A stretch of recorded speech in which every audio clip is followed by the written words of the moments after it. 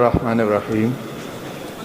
جناب اسپیکر صاحب، عزت مآب گورنر صاحب، عالی جناب وزیر اعلیٰ صاحب، محترمہ ڈپٹی اسپیکر صاحبہ، روسٹرم پہ بیٹے محترمہ مائدین اور حال میں موجود تمام قائدین، محترم گورنر صاحب نے ایک بات ارشاد فرمائی تھی کہ ماضی کا اسیر بننے کے بجائے ہم مستقبل کی طرف دیکھیں۔ گورنر صاحب محترم، میں عرض کرنا چاہتا ہوں کہ ہم تو حال میں پہنچ چکے ہیں۔ 24 جولائی کو سی ایم ہاؤس میں ایک آل پارٹیز کانفرنس میں اس وقت کے سی ایم صاحب جناب علی امین خان گنڈاپور صاحب نے باتیں کی۔ ان کی 2 باتوں کا میں یہاں ذکر کرنا چاہتا ہوں۔ انہوں نے پہلی بات تو یہ کی کہ اعزام شدہ اضلاع میں تعینات فوج بارڈر پہ چلی جائے اور اندرونی اضلاع مجھے دے دے اور میں اپنے پولیس کے ذریعے سے اس کو کنٹرول کر سکتا ہوں۔ دوسری بات یہ کہ گڈ طالبان کو میں گرفتار کرتا ہوں، یہ وزیر اعلیٰ صاحب کے الفاظ ہیں اور میڈیا پہ موجود ہیں کہ گڈ طالبان کو میں گرفتار کرتا ہوں اور ایم آئی اور ایسا آ کر وہ مجھ سے چھڑا لیتے ہیں۔ میں عرض کرنا چاہتا ہوں کہ یہ گڈ طالبان ایسائی اور ایم آئی کے گڈ ہوں گے، ہمارے گڈ نہیں ہے۔ اور میں یہ بھی عرض کروں کہ ان کے جو بیڈ ہیں وہ بھی ان کے اتنے بیڈ نہیں ہیں، اور ان کے اس گڈ اور بیڈ کی تقسیم سے تو میں ان شکوک میں پڑ جاتا ہوں کہ میرے لیے یہ گڈ اور بیڈ اور فوج شاید ایک ہی چیز ہے، اور میرا مسئلہ یہ ہے۔ وزیر اعلیٰ صاحب محترم نے یہ بات کی کہ اس صوبے کے عوام کو، اسٹیک ہولڈرز کو بھی مذاکرات کا حصہ بنایا جائے۔ پاک افغان بارڈر پہ میں اگر کہوں مبالغہ نہیں ہوگا، 20 قبائل ایسے ہیں کہ اس بارڈر کے آر پار رہ رہے ہیں، اور یہاں اگر مذاکرات کامیاب ہو سکتے ہیں، امن آ سکتا ہے، تو ان قبائل کو ان مذاکرات کا حصہ بنانا لازم ہے، اس کے بغیر یہ کامیابی نہیں ہو سکتی۔ لیکن میں یہ عرض کروں کہ مذاکرات کے لیے جب میرا وزیر دفاع جاتا ہے تو اس کا بیان کیا ہوتا ہے کہ اگر معاہدہ نہ ہوا تو اس کے بعد جنگ ہوگی۔ اس بیان کے کیا معنی لیے جا سکتے ہیں؟ اس کا معنی یہی ہے کہ مذاکرات ناکامی کی طرف بڑھ رہے ہیں، اور ہماری طرف سے اس کو کامیاب بنانے کی بات نہیں ہو رہی بلکہ اس کو ناکام بنانے کی بات ہو رہی ہے۔ اس وقت ہم پشاور میں ہیں،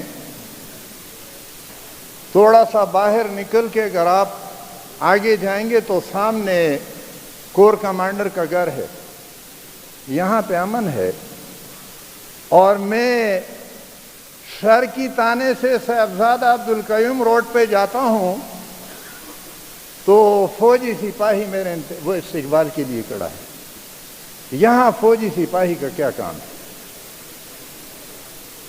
پشاور ایئرپورٹ اس صوبے کا واحد انٹرنیشنل ایئرپورٹ ہے۔ اس ایئرپورٹ تک جاتے ہوئے 3 فوجی چیک پوسٹ پہ اس صوبے کے عوام کی چیکنگ ہوتی ہے۔ مردان چاونی کے اندر واقع یونس اسٹیڈیم یہ پبلک پارک ہے، لیکن فوج نے اس کو مردان کے عوام کے لیے بند کیا۔ یہاں امن نہیں ہے، کمپنی باغ مردان میں امن نہیں ہے، لیکن پنجاب ریجمنٹل سینٹر میں قائم مارکیٹوں کے اندر بالکل امن و امان ہے۔ اس لیے آپ سمجھ جائیں کہ مسئلہ کہاں سے ہے، اور آپریشنوں کی بڑی طویل تاریخ ہے۔ 2004 میں وانا سے آغاز ہوا، 2007 میں شمالی وزیرستان میں آپریشن ہوا، وہاں سے لوگ نقل مکانی پہ مجبور ہوئے۔ 2007 ہی میں باجوڑ میں آپریشن ہوا، 2008 میں سوات اور بنیر میں آپریشن ہوا اور 2014 میں شمالی وزیرستان کا دوسرا آپریشن ہوا اور 2025 میں مجھ سے پھر کہا جاتا ہے کہ ایک اور آپریشن کرنے کی ضرورت ہے۔ اور پھر اسپیکر صاحب آپ بتا رہے ہیں کہ آپ نے باجوڑ کے اندر انٹرنلی ڈسپلیسڈ لوگوں پہ اربوں روپیہ خرچ کیا ہے اور اعلان ہوا تھا کہ 1 ہفتے کے اندر سب کچھ کلیئر ہو جائے گا۔ 4 مہینے گزرنے کے باوجود کچھ کلیئر نہیں ہوا۔ 2004 سے 2025 تک ان آپریشنوں میں اگر کچھ نہیں ہوا تو آج آپریشن کے ذریعے سے امن کیسے قائم ہوگا؟ اس لیے یہ امن قائم نہیں ہو سکتا۔ اور پھر سردی خیل، یہاں عدنان خان وزیر موجود ہیں، ان کا حلقہ ہے۔ کل واقعہ ہوا ہے اور میڈیا پہ پابندی ہے، میڈیا میں نہ الیکٹرانک میڈیا پہ اور نہ پرنٹ میڈیا پہ یہ خبر آ سکتی ہے، سوشل میڈیا پہ خبر آ رہی ہے۔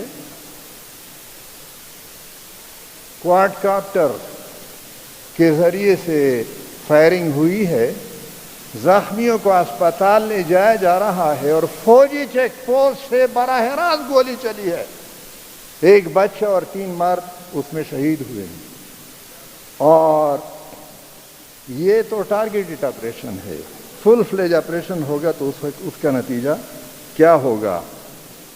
اور اس لیے یہ 2024 میں عزم استحکام کا اعلان ہوا تھا۔ پہلے آپریشن تھا اور پھر کہا گیا کہ نہیں، آپریشن نہیں ہے، یہ مخصوص وہ ہوگی۔ اور پھر بنو میں ایک بہت بڑا پاسون ہوا اور اس وقت یہ کہا جا رہا تھا کہ بنو کے عوام کے لیے ایک سرگودا میں کیمپ تیار ہو رہے ہیں، اور اس وقت ان آپریشنوں کے لیے بھی پھر باہر کیمپ قائم ہوں گے۔ اس لیے گھنٹی بج چکی ہے، میں آخری بات عرض کرنا چاہتا ہوں کہ میں نے اپنے امن جرگے میں بھی، جماعت اسلامی کے امن جرگے میں بھی کہا تھا اور آج پھر وہی بات کہتا ہوں کہ اگر فوج ہمیں اس بات پہ مجبور کرے گی کہ ہم اپنے گھروں سے نکلے آپریشن کریں تو اس کے بعد پھر ہم GHQ کے گراؤنڈ میں اپنے خیمے قائم کریں گے، اس سے پیچھے کسی جگہ پہ ہم نہیں رکیں گے انشاءاللہ العزیز، اس کو ہم وہ کریں گے۔